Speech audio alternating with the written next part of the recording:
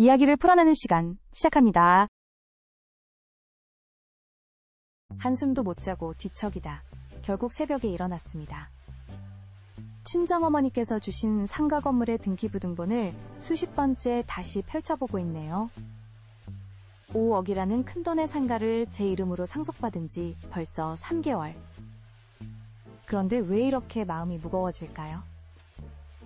시어머니의 말씀이 자꾸만 귓가에 맴돕니다. 아들이 사업하는데 힘들다고 하는데 며느리가 좀 도와줘야 하는 거 아니냐? 처음엔 넌지시 돌려 말씀하시더니 이제는 거의 매일 전화를 하시면서 상가를 팔아서 남편 사업자금으로 써야 하지 않겠냐고 하시네요. 친정어머니는 평생을 허리 굽혀 장사하시면서 모으신 돈으로 그 상가를 매입하셨어요.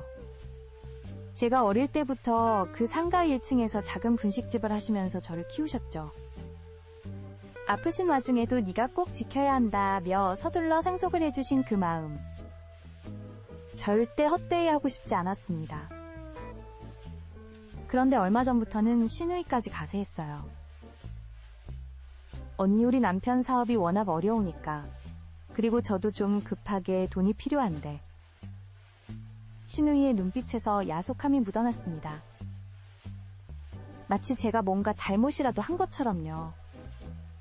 남편은 겉으로는 네 재산이니 네가 알아서 해 라고 하지만 식사 때마다 한숨을 푹푹 쉬면서 사업 이야기를 꺼내요. 그러면서도 나는 네 편이야 라고 하는데 정말 그럴까요? 밤마다 휴대폰으로 부동산 앱을 보면서 한숨 쉬는 모습을 보면 마음이 찢어질 것 같습니다. 친정어머니는 최근 들어 많이 편찮으신데 이런 상황을 알면 얼마나 마음 아파하실까요? 평생 고생하시면서 모으신 재산인데 결혼한 지 5년 만에 남편 사업자금으로 써야 한다니 도저히 이해가 되지 않습니다. 어제는 시어머니께서 직접 찾아오셔서 3시간 동안 설득하셨어요. 며느리 우리 가족인데 이럴 때 도와줘야지. 나중에 아들이 성공하면 다 갚을 텐데. 하시면서요. 하지만 남편의 사업은 이미 3번의 실패를 겪었고 지금도 빚이 산더미처럼 쌓여있는 상황인데 밤새 이불을 뒤척이다 결국 친정어머니께 전화를 드렸어요. 많이 아프신데도 그거 팔면 안 된다 하시면서 한참을 우셨습니다. 네가 고생할까봐 네 것 하나라도 지키라고 하시는데 가슴이 미어져 왔어요. 결정적인 일은 어제 저녁에 일어났습니다. 시어머니와 시누이가 함께 우리 집을 찾아왔는데 남편이 사업자금을 마련하지 못해 연체가 시작됐다는 거예요. 게다가 시누이의 전세보증금도 곧 만기라.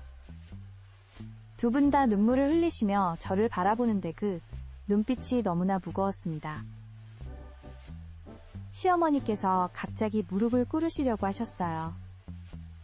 깜짝 놀라 얼른 부축해드렸더 이 떨리는 목소리로 말씀하시더군요.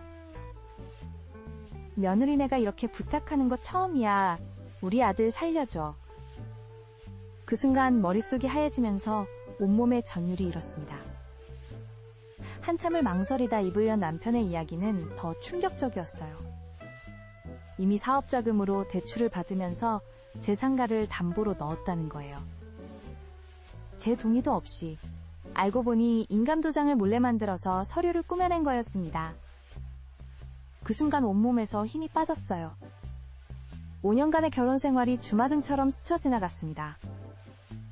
남편이 사업한다며 친정에서 받은 결혼자금을 모두 날린 일전세로 살던 집도 보증금을 빼서 사업한다고 반지하러 이사온 일. 그동안 제가 얼마나 눈을 감아왔던 걸까요? 시어머니는 계속해서 며느리가 도와주면 이번엔 꼭 성공할 거야 라고 하시는데 이제는 그 말이 공허하게 들립니다. 시누이도 우리 다 가족인데 라며 제 팔을 잡아 끄는데 가족이라는 말이 이렇게 무겁게 느껴진 적이 없었어요. 그날 밤 남편의 휴대폰에서 울린 알림음. 화면에 떴다 사라진 대부업체 메시지를 보는 순간 온몸이 얼어붙었습니다. 결국 남편의 휴대폰을 열어본 이제 상가를 담보로 간 대출금 외에도 사채까지. 그동안 제게는 말도 못 꺼냈던 빚이 수두룩했어요. 한밤중에 친정어머니 댁으로 찾아갔습니다. 편찮으신 와중에도 저를 보자마자 두 팔 벌려 안아주시는데 그제야 참았던 눈물이 터져나왔어요. 엄마, 저 어떡하죠?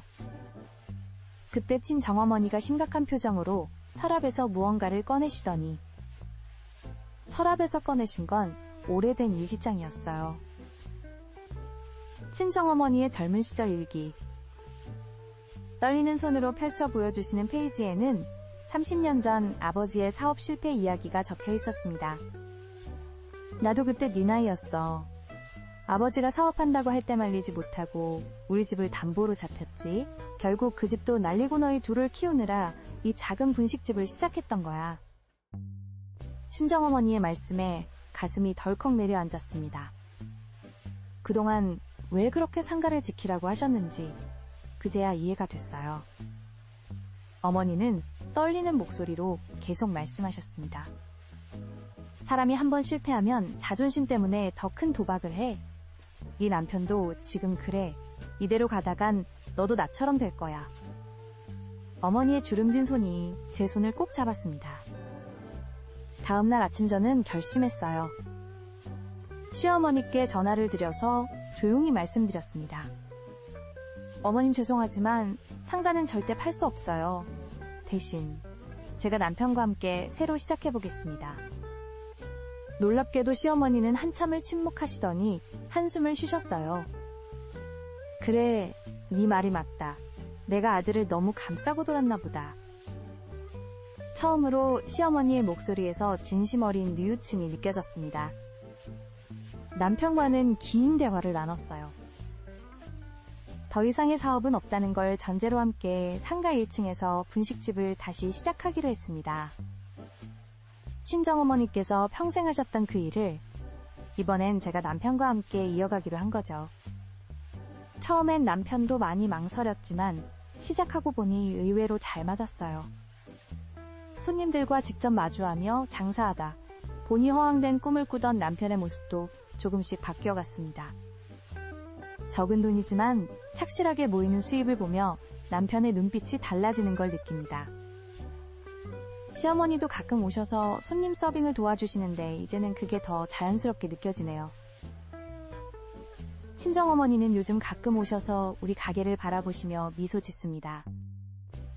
이제야 네가 진짜 그 상가의 주인이 된 것 같구나. 그 말씀을 들을 때마다 마음이 뭉클해져요. 여러분은 어떠셨나요? 비슷한 사연이 있다면 댓글로 함께 나눠주세요.